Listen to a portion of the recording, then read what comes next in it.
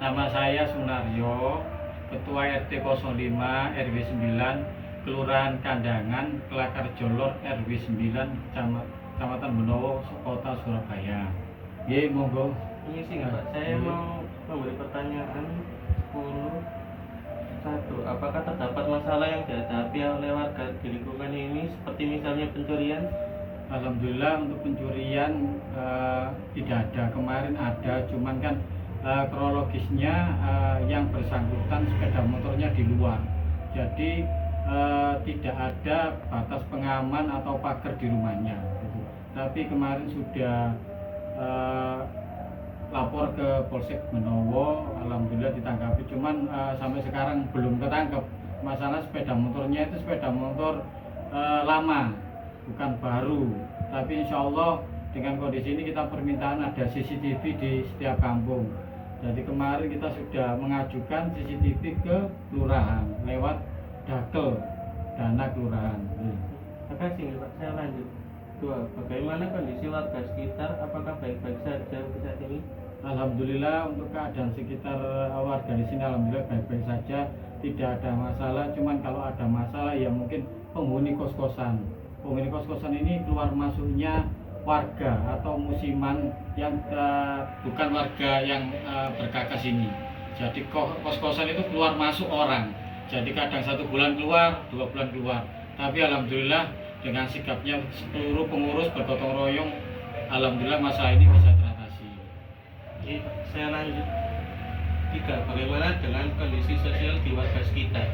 Untuk sosial, alhamdulillah kemarin dari Pak Eri Cahyadi sebagai wali kota, untuk warga miskin hanya tinggal 4 orang. Jadi intervensi dari wali kota yaitu pengadaan untuk pengangguran. Di sini kan untuk yang keluarga miskin nanti bisa bekerja di Pemkot. Kemarin alhamdulillah warga kami ada 1 orang yang sudah diterima di Pemkot.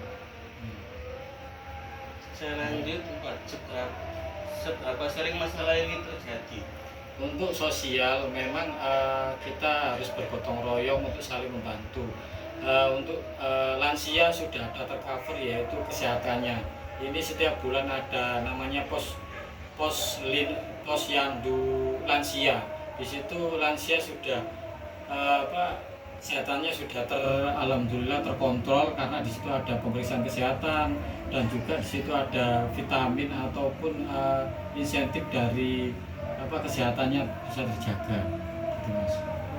Selanjutnya Pak, 5. Siapakah yang paling terdampak oleh masalah ini? Masalah ini terdampak biasa janda dan juga para lansia. Lansia ini sudah sepuh, kadang-kadang anaknya itu tidak bekerja. Terus alhamdulillah dari Pemkot sudah ada namanya bansos bantuan sosial.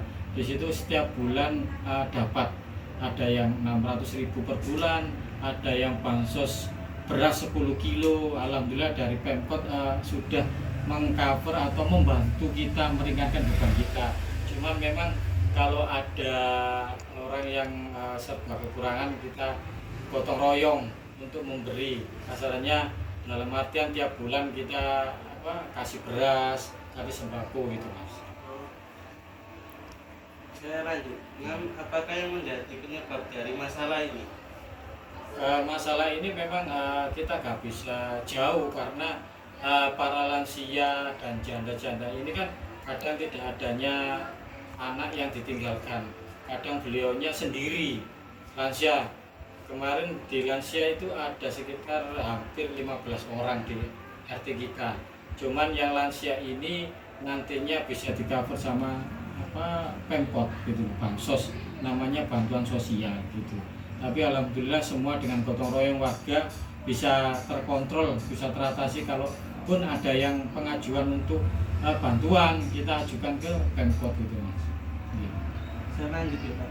7. Apakah ada faktor ekonomi yang mempengaruhi masalah ini?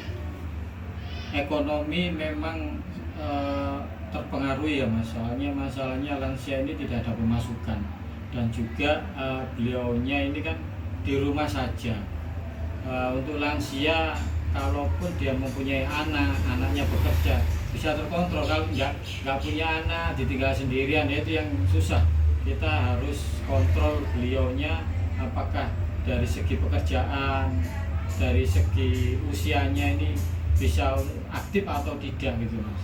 Makanya itu tadi, kembali lagi kita harus bergotong royong, harus mengetahui warganya apakah beliaunya ini nantinya butuh bantuan atau tidak. Kita harus sigap, karena satu sama lain tetangga itu harus konfirmasi dengan kita, saling komunikasi itu yang penting bagi warga sekitar. Saya lanjut ya Pak. Apakah terdapat infrastruktur atau fasilitas umum yang dapat mencegah masalah ini? Untuk infrastruktur kemarin dari pihak pemerintah kota itu adanya Rutilau, rumah tidak layak huni. Nah ini nanti di bedah rumah. Kemarin warga saya itu mendapatkan bedah rumah. Untuk infrastruktur memang untuk para lansia ini kan kadang rumahnya tidak layak huni. Makanya kemarin dapat bantuan, akhirnya dibangun sehingga menjadi layak huni.